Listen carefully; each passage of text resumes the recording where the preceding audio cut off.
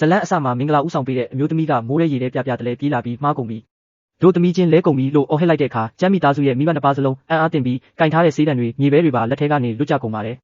်ဝတ်သက်သမားရဲ့သားကျန်းရှမ်းကတော့မနက်ကတည်းကအရက်တွေမူပြီးမင်္ဂလာပွဲပြီးတာနဲ့တို့သမီးကိုအခန်းထဲအမြန်ခေါ်သွားခဲ့တာကြောင့်အခြေအနေကနောက်ကျသွားခဲ့ပါပြီးအခန်းတကားကိုမိခင်ဖြစ်သူကငိုယိုပြီးအတင်းထုရိုက်ဖွင့်ခိုင်းတဲ့အခါတကားပွင့်လာတော့စစ်ပတ်နဲ့ဝတ်သက်သမားကျန်းရှမ်းကထွက်လာပါတယ်သူ့နောက်မှာတော့နှုတ်ခမ်းကနေသွေးစလေးတွေစီးကျနေပြီးမျက်ရည်တွေဝိုင်းနေတဲ့ဝင်ကြီးချုပ်သမီးလေးရိုးရှောင်ကျဲကိုတွေ့လိုက်ရပါတယ်ဒီမြင်ကွင်းကြောင့်ရွာသားတွေအားလုံးဒါဝင်ကြီးချုပ်သမီးပဲ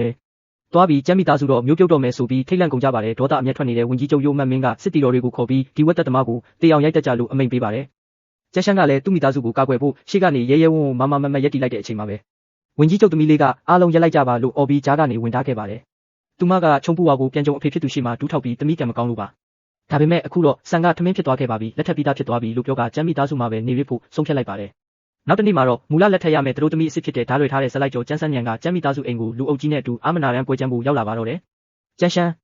နင်ကငါမျက်နှာကိုအိုးမဲတုပ်လိုက်တာပဲငါရဲ့မင်္ဂလာဦးညမှာတို့သားကစာအန်နေတဲ့ညံဖြစ်တဲ့ပညာတတ်တယောက်ဖြစ်သွားရတယ်လို့ဒေါသကြီးအော်ဟစ်ပါတော့တဲ့ဒီလိုအခြေအနေဆိုးကြီးကိုဝင်ကြီးချုပ်သမီးရိုးရှောင်ကျဲကအိမ်တွေရရနဲ့အခန်းထဲကထွက်လာပြီးငင်းချမ်းစွာဖြည့်ရှင်းခဲ့ပါတယ်အပြည့်အားလုံးဟာကျမကြောင့်ဖြစ်ရတာပါကျမ်းမိသားစုနဲ့မဆိုင်ပါဘူးလို့ကာကွယ်ပေးပါတယ်ပြီးတော့သူမရဲ့မိခင်ပေးထားတဲ့အဖိုးတန်ကြောက်စိမ့်လက်ကောက်ကိုကျန်းစန်းညံကိုပေးတော်ပြီးတိတ်ခါရှိရှိတောင်းပန်ခဲ့ပါတယ်ဒီလိုနဲ့ကျန်းစန်းညံကလည်းဒီတစ်ခါတော့ငါကံကြမ္မာပဲလို့မှတ်လိုက်မယ်ဆိုပြီးလက်ကောက်ကိုညင်းပယ်ကလှည့်ပြန်သွားခဲ့ပါတယ်အစပိုင်းမှာအစင်မပြေမှုတွေရှိခဲ့ပေမဲ့ဝင်ကြီးချုပ်သမီးလေးရိုးရိုးရွံဟာဝတ်သက်သမားကျမ်းမိသားစုရဲ့ဘဝထဲကိုတဖြည်းဖြည်းဝင်ဆက်အောင်ကြိုးစားလာပါတယ်သူမဟာအိမ်ထဲကနေအပြင်ထွက်လာပြီးမိသားစုရဲ့စည်ရင်းအင်းတွေကိုတေချာကိုင်တွယ်ပေးခဲ့ပါတယ်ဒါကိုစနစ်တကျစီမံခန့်ခွဲမှုလို့ခေါ်တယ်လို့သူမကဆိုပါတယ်သူမရဲ့စနစ်တကျလမ်းညွှန်မှုကြောင့်ကျမ်းမိသားစုရဲ့ဝတ်သားရောင်းဆိုင်ဟာအသားမျိုးစားလိုက်ဆိုင်းဘုတ်တွေချိတ်ပြီးတည်တက်သွားခဲ့တာကြောင့်တရွာလုံးကလာရောက်အားပေးကြပြီးအရင်ကထက်ဈေးပိုရောင်းကောင်းလာပါတော့တယ်ကျန်းရှမ်းဟာစကားမပြောတတ်လူတက်မလုပ်တတ်တဲ့ဝတ်သက်သမားတစ်ယောက်ဖြစ်ပေမဲ့သူ့ဇနီးအပေါ်မှာတော့အလွန်မင်းဂရုစိုက်ရှာပါတယ်ဇနီးတဲ့စာဖတ်တဲ့အခါအလင်းရောင်ကောင်းကောင်းရဖို့သူ့ရဲ့ဆဲငါရက်စာစုဆောင်းထားတဲ့ငွေကြေးတွေနဲ့လှပတဲ့ဖျောင်းတိုင်အိမ်မီအိမ်လေးကိုဝယ်ယူပေးခဲ့ပါတယ်ဒါတင်မကသေးပဲဇနီးတဲ့စီကနေစာတင်ယူပြီးနောက်ပထမဆုံးတက်မြောက်ခဲ့တဲ့ရိုးရိုးရွံဆိုတဲ့သူမရဲ့နာမည်သုံးလုံးကိုသူ့ရဲ့အသက်သခင်ဖြစ်တဲ့ဝတ်သက်ဓာတ်ရိုးပေါ်မှာတေချာတုစစ်ပြီးတစ်သက်လုံးကာကွယ်ဆောင်ရှောက်သွားမယ့်အကြောင်းတက်တည်ပြခဲ့ပါတယ်ဒီနေ့မှာတော့ရိုးရိုးရွံကမုတ်တစ်ခုကိုစားရင်ဒါသမီးငယ်ငယ်ကအမေလှုပ်ကြွေးတဲ့ကိမ်းမုတ်အရသာမျိုးမဟုတ်ဘူးအမေလှုပ်တာကတစ်ခွန်းနဲ့တင်းပြီးချိုပေမဲ့မအီဘူးလို့ပြောရင်းဝမ်းနေသွားတာကိုကျန်းရှမ်းမြင်တွေ့သွားပါတယ်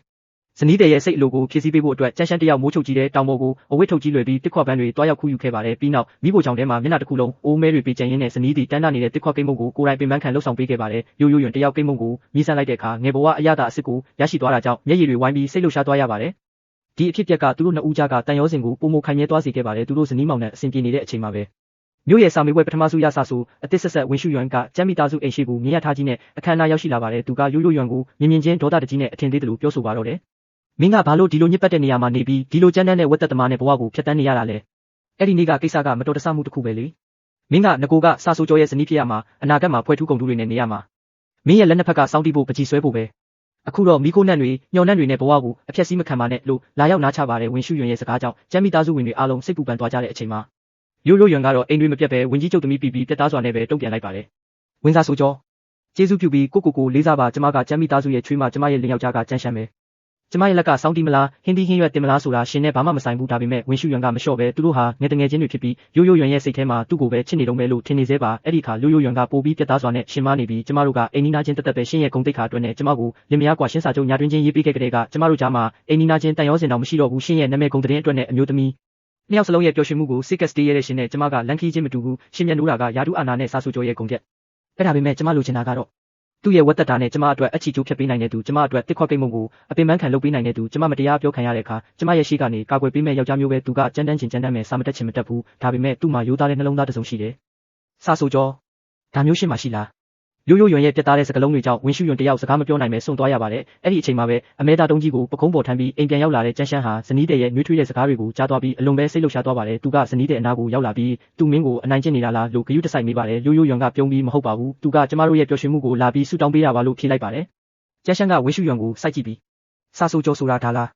ားရုပ်ကလေးကတော့ကျူးပကျက်ထက်စားရင်နည်းနည်းကြည့်ကောင်းပါတယ်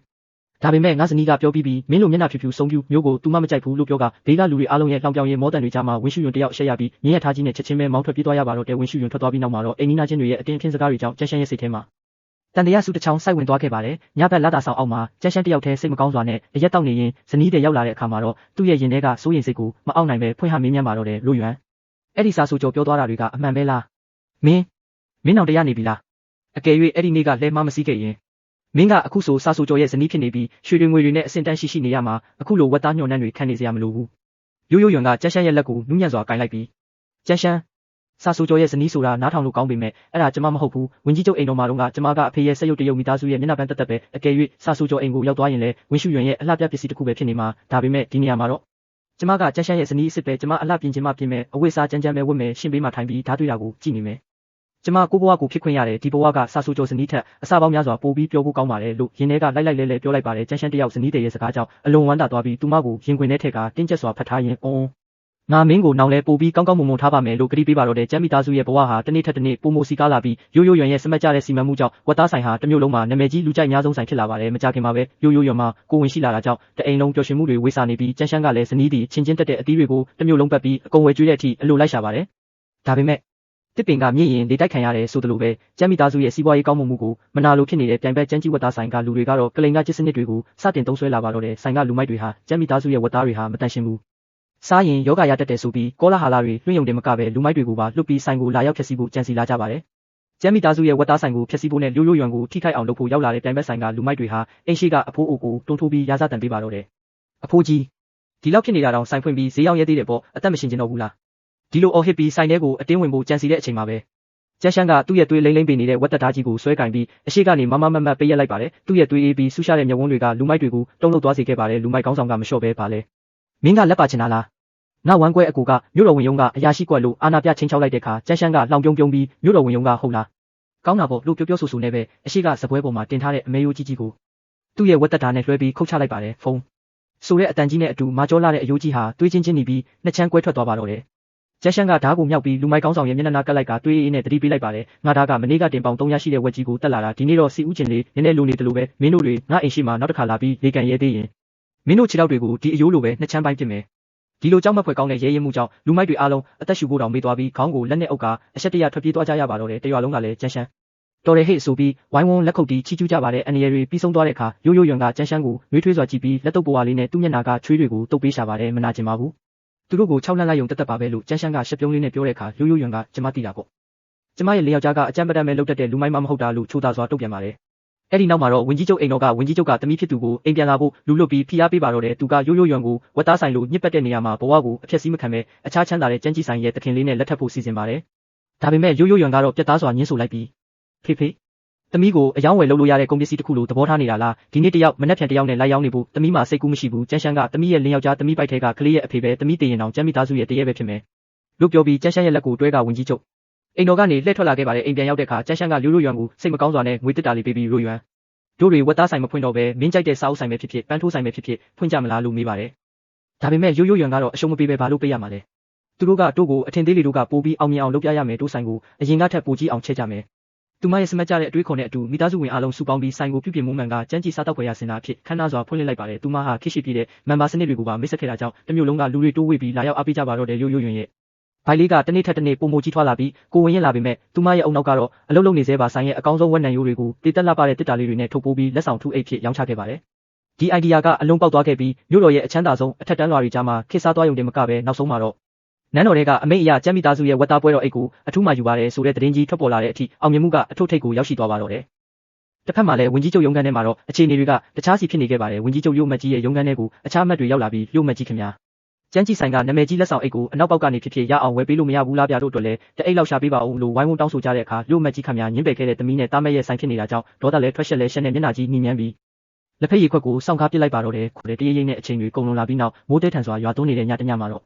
ရိုးရိုးရွံတယောက်သားဖွားခန်းထဲရောက်နေခဲ့ပါပြီအပြင်ဘက်ဝရန်နာမှာကျန်းရှမ်းတယောက်ရင်တလက်လက်နဲ့စိုးရိမ်တကြီးခောက်တုံးခောက်ပြန်ရှောက်နေပြီးလက်သီးကိုချစ်ချစ်ပါအောင်ဆုပ်ထားရှာပါတယ်မိခင်ကြီးကသားစိတ်မလောပါနဲ့ဝမ်းဆွဲဆရာမကပြောပါတယ်ရိုးရွံရဲ့ကိုခန္ဓာကကျမ်းမာရေးကောင်းလို့ဘာမှမဖြစ်ပါဘူးလို့နှစ်သိမ့်နေတော့မှာပဲသားဖွားခန်းတကားပွင့်လာပြီးညီမငယ်လေးကဝမ်းသာအားရပြေးထွက်လာပါတယ်မွေးပြီးအကိုကြီးမွေးပြီးအချစ်တော်သားလေးမွေးပြီးကျန်းရှမ်းတယောက်သတင်းကြားကြားချင်းဝမ်းသာလွန်လို့မျက်ရည်တွေဖြန်ဖြန်ကျလာပြီးမွေးပြီးငါမှသားလေးရှိပြီလို့ဟစ်အော်ကအခန်းထဲကိုအပြေးလွှားဝင်သွားပါတော့တဲ့အိယာပေါ်မှာမောပန်းနွမ်းနေစွာလှဲလျောင်းနေတဲ့ဇနီးတဲ့ရိုးရိုးရွံရဲ့လက်ကလေးကိုတုံတုံရင်ရင်နဲ့ဆုပ်ကင်ပြီးရိုးရွံမင်းတကယ်ကိုပင်ပန်းသွားပါပြီကိုသားလေးမွေးပေးလို့ကျေးဇူးတင်ပါတယ်ကွာ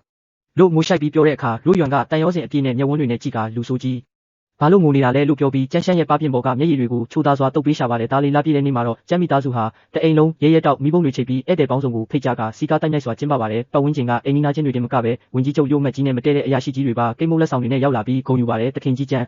်းဝင်ကြီးချုပ်ကြီးအတွက်လည်းမြေဥယျာတနာလေးတိုးပြီးပေါ်လို့လာရောက်ကဖားကြပါတော့တယ်အဲ့ဒီလိုပျော်ရွှင်စရာအချိန်မှာပဲ အိမ်ရှိတကားဝက်စီကနေလူတယောက်တိမ်ငယ်စွာနဲ့ဝင်လာခဲ့ပါတယ်သူကတော့အရင်ကရိုးရိုးရွံကိုပြစ်ပယ်ပြီးအာနာမက်ခဲ့တဲ့လူချောလေးဝင်းရှုရွံပါပဲသူဟာအထက်လူကြီးတွေကိုပြစ်မှားမိတာကြောင့်ယာတုကနေဖယ်ရှားခံရပြီးအခုတော့နန်းတွင်းစာကြီးတိုက်ကတင်းငယ်တဲ့အောက်ခြေစာရေးဘဝကိုရောက်နေပါပြီမျက်နှာမှာလည်းအရိုက်ခံထားရတဲ့ဒဏ်ရာတွေနဲ့နွမ်းပါတဲ့အဝတ်စားတွေဝတ်လို့လက်ဆောင်ဘူးလေးကိုတုံတုံရင်ရင်နဲ့လာပေးရှာပါတယ်သူ့ရဲ့တနာစရာကြောပြင်ကြီးလှည့်ထွက်သွားတာကိုကြည့်ပြီးညီမငယ်လေးကတွေးမိပါတယ်ဒီနေ့လိုနေမျိုးရောက်လာမယ်မှန်သိခဲ့ရင်အရင်ကအဲ့ဒီလိုမလုပ်ခဲ့တင်ဘူးအချို့အရာတွေဟာတစ်ချိန်တစ်ခါတင်လွဲချော်သွားရင်တဘောလုံးစာနောက်တရသွားတတ်တာမျိုးပဲညနေခင်းနေဝင်စည်းစာအချိန်မှာတော့ကျန်းရှမ်းကတားလေးကိုရင်ခွင်ထဲပွေပြီးဇနီးတဲ့နဲ့အတူခြံထဲမှာစကားစမြည်ပြောနေကြပါတယ်ရိုးရွံကဝမ်ရှုရွံလာသွားတာကိုတွေးလိုက်လားစိတ်မဆိုးဘူးလားလို့မေးတဲ့အခါကျန်းရှမ်းကတားလေးကိုကြည့်ပြီးသဘောကျစွာရေမောရင်းဘာလို့စိတ်ဆိုးရမှာလဲငါမှအခုချောမောလှပတဲ့ဇနီးရဲ့လိမ္မာတဲ့တားလေးရဲ့ရှိနေပြီပဲငါကတော့ပျော်လုံးလို့အားရပါရရေတောင်ရေချင်သေးတယ်လို့ပြောပြီးရိုးရွံကိုနှွေးထွေးစွာစိုက်ကြည့်ကရိုးရွံကိုကိုလက်ထပ်ပေးခဲ့လို့တကယ်ကိုကျေးဇူးတင်ပါတယ်လို့ပြောပါတယ်ရိုးရွံကလည်းကျန်းရှမ်းရဲ့ပတ်ပြင်းလေးကိုအသားရကင်ပြီးမလိုပါဘူးရှင်ကျမလည်းရှင်နဲ့ဆုံခွင့်ရလို့ကျေးဇူးတင်ပါတယ်အဲ့ဒီတုန်းကမင်္ဂလာဝေါ်ရင်မဆီခဲ့မိတာကျမဘဝရဲ့အမှန်ကန်ဆုံးဆုံးဖြတ်ချက်ပဲလို့ပြန်လည်ပြောဆိုပြီးနှစ်ဦးသားမြတ်တာချင်းရှက်နွယ်ကကြည်နူးစရာအနန္တပွင့်တဲ့ဇလန်းလေးကိုအဆုံးသတ်ထားပါတော့တယ်ဗျအိမ်တောင်ပြုမှုမှာချင်းမှန်ချင်းဆိုတာစီးစိမ်ဥစ္စာတွေပေါ်မှာမတည်ပဲစစ်မှန်တဲ့မြတ်တာနဲ့အပြန်လန်းနားလည်ပေးဆက်မှုပေါ်မှာပဲတိဆောက်တာဖြစ်ကြောင်းဒီဇလန်းလေးကတက်တည်ပြသွားခဲ့ပါပြီးအမားကနေစတင်ခဲ့တဲ့အိမ်တောင်ရေးလေးဟာနောက်ဆုံးမှာတော့အလှပဆုံးသောဖူးစာတစ်စုံဖြစ်လာခဲ့ရပါတယ်ပရိသတ်ကြီးရောဘဝမှာဒီလိုမျိုးအမားကနေအမှန်ဖြစ်သွားတဲ့ကံကြမ္မာအလှည့်ပြောင်းတွေကိုကြုံဖူးကြပါသလားတကယ်လို့ဒီဇလန်းလေးကိုသဘောကျတယ်ဆိုရင် like and follow လေးလုပ်ပြီးနောက်ထပ်စိတ်ဝင်စားစရာဇလန်းလေးတွေကိုစောင့်မျှော်အားပေးနိုင်ပါတယ်ဗျာ